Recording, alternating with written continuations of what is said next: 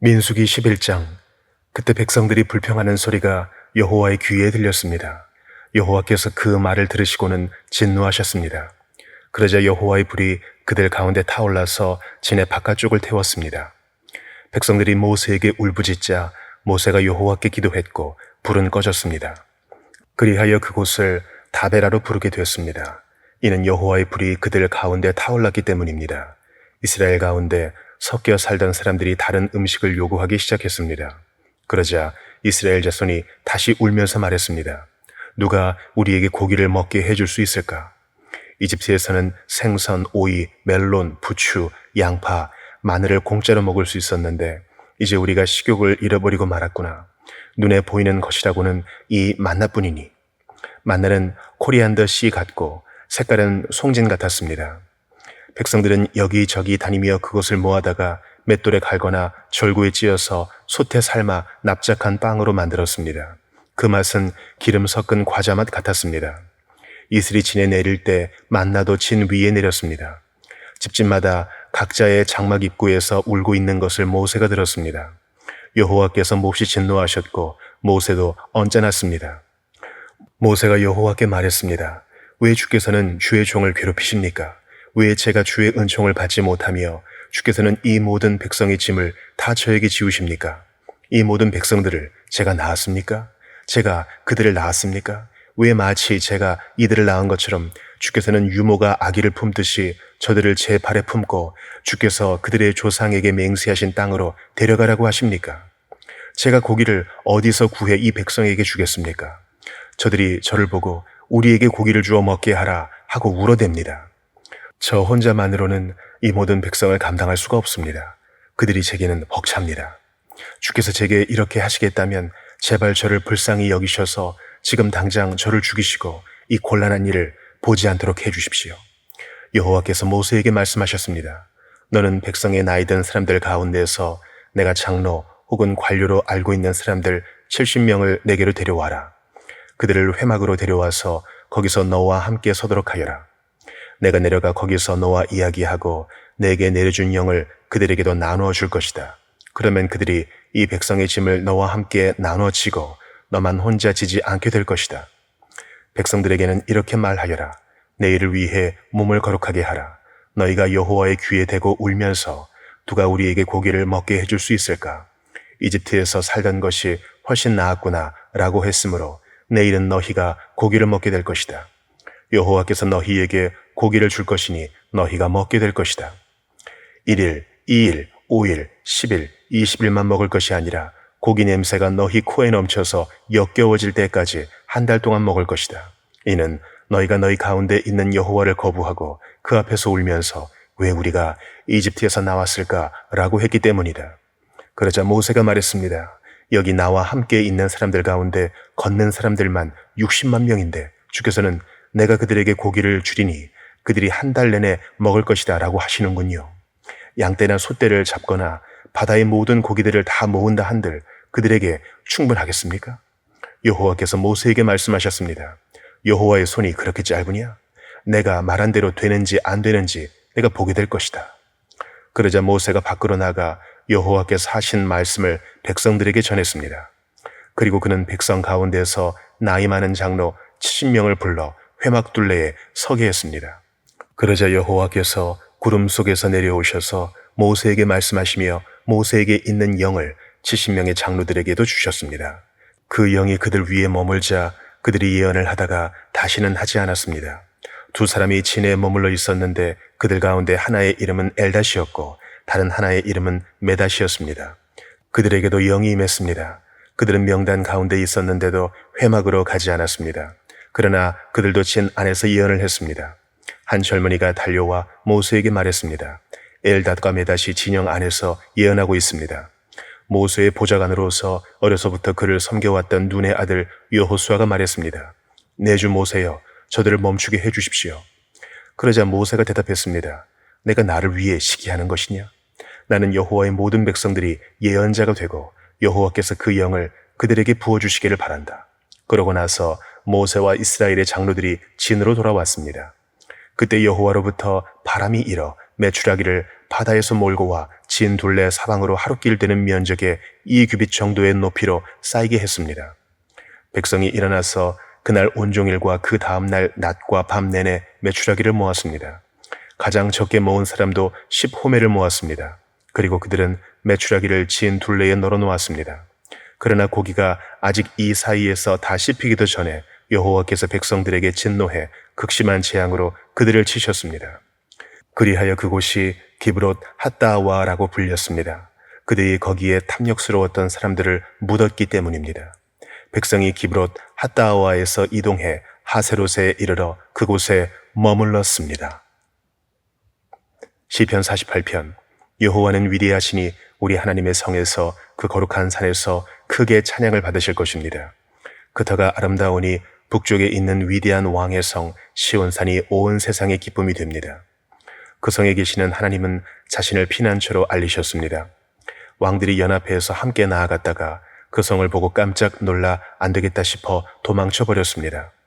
해산하는 여인처럼 그들이 두려움에 사로잡혔습니다. 주께서 다시스 배들을 동쪽 바람으로 부수셨습니다. 우리가 들은 대로 만군의 여호와의 성에서 우리 하나님의 성에서 우리가 보았으니 하나님께서 그 성을 영원히 세우실 것입니다. 오 하나님이여, 우리가 주의 성전에서 주의 변함없는 사랑을 생각했습니다. 오 하나님이여, 주의 이름과 같이 주를 찬양하는 소리도 땅끝까지 이르렀고 주의 오른손에는 의가 가득합니다. 주께서 판단하시니 시온산이 즐거워하며 유다의 마을들이 기뻐합니다. 너희는 시온을 두루 돌아다니면서 그 망대들을 세어보라. 그 성벽들을 잘 살펴보고 그 궁전을 두루 둘러보아 다음 세대에 그것들을 말해주라. 이 하나님이 영원토록 우리 하나님이 되시니 죽을 때까지 그분은 우리를 인도하실 것이다. 이사야 1장. 이것은 유다왕 우시야, 요담, 아하스, 히스기야 시대의 아모스의 아들 이사야가 유다와 예루살렘에 대해 본 이상입니다. 하늘아 들으라, 땅아 귀 기울이라. 여호와께서 말씀하셨다. 내가 자식들이라고 기르고 키웠으나 그들이 나를 거역했구나. 황소도 자기 주인을 알고 나귀도 자기 주인의 구유를 아는데 이스라엘은 알지 못하고 내 백성은 깨닫지 못하는구나. 아, 어긋나 버린 민족, 죄악을 진 백성, 악행하는 종자, 타락한 자식들, 그들이 여호와를 저버렸구나. 그들이 이스라엘의 거룩하신 분을 경멸했구나. 그들이 완전히 등을 돌려 남이 돼버렸구나. 왜 너희는 계속 반역해 매를 더 맞으려고 하느냐. 머리는 온통 병들었고 마음은 온통 혼미해졌구나. 발바닥부터 머리까지 성한 곳이 없구나. 상한 곳과 멍든 곳과 새로 맞은 상처뿐 짜내고 싸매고 기름으로 상처를 가라앉히지도 못했구나. 너희 땅은 황폐해졌고 너희 성들은 불태워졌다. 너희 땅은 너희 눈앞에서 이방 사람들에게 삼켜졌으며 이방 사람들에게 파괴된 것처럼 폐허만 남았다. 시온의 딸이 포도원의 초막처럼 오이밭의 원두막처럼 애워싸인 성처럼 겨우 남았다. 만군의 여호와께서 우리 몇몇을 살아남게 하지 않으셨다면 우리는 소돔같이 고모라같이 됐을 것이다. 여호와의 말씀을 들으라. 너희 소돔의 지도자들아, 우리 하나님의 율법에 귀 기울이라. 너희 고모라의 백성들아, 여호와께서 말씀하신다. 그 많은 너희 재물을 무엇하려고 내게로 가져오느냐. 나는 순양의 번제와 살찐 짐승의 기름도 지겹다. 나는 황소와 어린 양과 염소의 피도 기쁘지 않다. 너희가 내 얼굴을 보려고 나올 때 누가 너희에게 이것을 달라고 요구하더냐? 내 뜰만 밟을 뿐이다. 더 이상 헛된 재물을 가져오지 말라. 재물 타는 냄새도 역겹다. 초하루와 안식일과 집회의 선포를 견딜 수 없다. 악을 행하면서 성회를 여는 것을 참을 수 없다. 너희 초하루와 정한 절기들, 나는 그것들이 싫다. 그것들이 내게는 짐만 될 뿐이다. 그것들을 짊어지기에 내가 지쳐버렸다. 너희가 아무리 손을 펼쳐 기도해도 나는 눈을 가리고 너희들을 보지 않을 것이다. 너희가 아무리 기도를 많이 해도 나는 듣지 않을 것이다. 너희 손에는 피가 가득하구나. 손을 씻고 스스로 깨끗하게 하라. 내 눈앞에서 너희의 악한 행실을 버리라. 악한 일을 그만두고 좋은 일 하기를 배우라. 정의를 추구하고 앞지 않은 사람들을 바른 길로 인도하라. 고아를 위해 변호하고 과부를 위해 싸워주라. 자, 와서 우리 함께 판가름해보자. 여호와께서 말씀하신다. 비록 너희 죄가 주홍빛 같더라도 눈처럼 희게 될 것이다. 비록 그 죄가 지렁이처럼 붉어도 양털처럼 될 것이다. 만약 너희가 기꺼이 순종한다면 너희는 그 땅에서 좋은 것을 먹게 될 것이다. 그러나 만약 너희가 거역하고 반항한다면 칼이 너희를 집어삼킬 것이다. 이것은 여호와께서 친히 입으로 말씀하신 것이다. 그 신실했던 성이 어쩌다가 창녀가 됐는가? 정의가 가득하고 그 안에 공의가 깃들어 있더니 지금은 온통 살인자들 뿐이구나. 내 은은 찌꺼기가 됐고 내 포도주는 물이 섞여 묽어졌구나. 내 귀족들은 반역자들이요 도둑들과 한패로구나. 그들은 모조리 뇌물을 좋아하고 살해금을 쫓아다니는구나. 고아를 변호하지도 않고 과부의 송사는 받아주지도 않는구나. 그러므로 주 곧 만군의 여호와 이스라엘의 전능하신 분이 말씀하신다. 아, 내가 내 대적들에게서 받은 한을 풀어버리겠다. 내 원수들에게 안갚음하겠다. 내가 내게로 손을 돌려 내 찌꺼기를 녹여 깨끗하게 하고 내 모든 불순물들을 걷어낼 것이다. 옛날처럼 내가 내 사사들을 다시 세우고 처음처럼 내 모사들을 다시 세울 것이다. 그런 후에야 너는 의의 도성, 신실한 고을이라고 불릴 것이다. 시온은 정의로 구속함을 얻고 돌아온 사람들은 공의로 구속함을 얻을 것이다. 그러나 반역자들과 죄인들은 함께 부서질 것이며 여호와를 저버리는 사람들은 멸망할 것이다. 너희가 쾌락을 일삼던 상수리 나무 때문에 부끄러움을 당할 것이며 너희가 선택한 그 동산 때문에 수치를 당할 것이다. 너희는 잎사귀 마른 상수리 나무처럼 물 없는 동산처럼 될 것이다. 강한 사람은 산부스러기가 되고 그가 한 일은 불티가 될 것이다. 또한 이 둘이 함께 불에 타는데도 아무도 그것을 끌 수 없을 것이다. 히브리서 9장. 첫 언약에도 예배 규례들과 세상에 속한 성소가 있었습니다. 첫 번째 장막이 세워졌는데 그 안에는 촛대와 상과 진설병이 있었습니다. 이곳은 성소라고 불립니다. 그리고 두 번째 휘장 뒤에는 지성소라고 불리는 장막이 있습니다. 이곳에는 금으로 만든 분향 제단과 전부를 금으로 입힌 언약궤가 놓여 있습니다. 이 언약궤 안에는 만나를 담은 금 항아리와 아론의 쌍난 지팡이와 언약의 돌판들이 있습니다. 그리고 그 위에는 속죄의 자리를 덮고 있는 영광의 그룹들이 있는데 이것들에 대해 지금 자세히 말할 수는 없습니다. 이 모든 것이 이렇게 갖춰졌고 제사장들은 항상 첫 번째 장막으로 들어가 제사를 행합니다. 그러나 두 번째 장막 안에는 대제사장만이 1년에 단 한 번 들어가는데 피가 없이는 절대로 들어가지 못합니다. 이 피는 그 자신을 위하고 또한 백성이 알지 못하고 지은 죄를 위한 것입니다.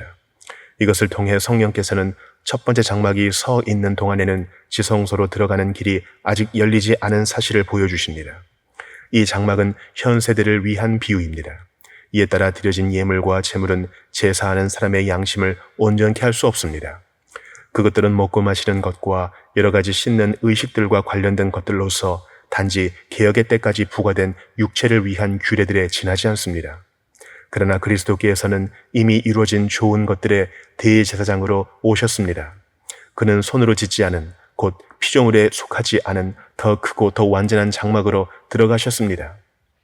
그는 염소와 송아지의 피가 아닌 자신의 피로 단번에 지성소로 들어가셔서 영원한 구속을 완성하셨습니다. 만일 염소와 황소의 피와 암송아지의 죄를 뿌려 부정한 사람들을 거룩하게 함으로 그 육체를 정결하게 한다면 하물며 영원하신 성령을 통해 흠없는 자신을 하나님께 드리신 그리스도의 피가 더욱 우리의 양심을 죽은 행실에서 깨끗하게 해 살아계신 하나님을 섬기게 하지 않겠습니까? 그러므로 그리스도께서는 새 언약의 중보자이십니다. 그분은 첫 언약 아래서 저지른 죄들을 대속하려고 죽으심으로써 영원한 유업을 얻기 위해 부름받은 사람들로 하여금 약속을 받게 하셨습니다. 유언이 있는 곳에는 그 유언한 사람의 죽음이 있어야 합니다. 이는 유언은 죽음이 있어야 효력을 나타낼 수 있고 유언한 사람이 살아있는 동안에는 아무 효력이 없기 때문입니다. 그러므로 첫 언약도 피 없이 맺어진 것이 아닙니다. 그래서 모세가 율법을 따라 모든 계명을 백성에게 말할 때 그는 물과 붉은 양털과 우슬초와 함께 송아지의 피와 염소의 피를 취해 언약책과 모든 백성에게 뿌렸습니다. 그리고 그는 이것은 하나님께서 여러분에게 명령하신 언약의 피입니다 라고 말했습니다. 마찬가지로 그는 장막과 제사에 사용하는 모든 그릇에도 피를 뿌렸습니다. 율법에 따르면 거의 모든 것이 피로 깨끗해집니다. 참으로 피 흘림이 없으면 죄사함도 없습니다. 하늘에 있는 것들의 모형들은 이런 것들로 정결하게 될 필요가 있었습니다. 그러나 하늘에 있는 것들은 이런 것들보다 더 나은 제사로 정결하게 돼야 합니다. 그리스도께서는 참된 것들의 모형들인 손으로 지은 성소로 들어가지 않으셨습니다. 그분은 이제 우리를 위해 하나님 앞에 나타나시려고 바로 하늘 그 안으로 들어가셨습니다. 이는 대제사장이 해마다 다른 것의 피를 들고 지성소로 들어가는 것처럼 자신을 여러 번 들이시지 않기 위함입니다. 만일 그래야 한다면 그는 세상이 창조된 이후 여러 번 고난을 당하셨어야 했을 것입니다. 그러나 이제 그는 자신을 제물로 드려 죄를 제거하시려고 세상 끝에 단 한 번 나타나셨습니다. 한 번 죽는 것은 사람들에게 정해진 일이며 그 후에는 심판이 있습니다. 이와 같이 그리스도께서도 많은 사람의 죄를 담당하시려고 자신을 단번에 들이셨습니다. 그리고 그분은 그분을 고대하는 사람들을 구원하시기 위해 죄와 상관없이 두 번째 나타나실 것입니다.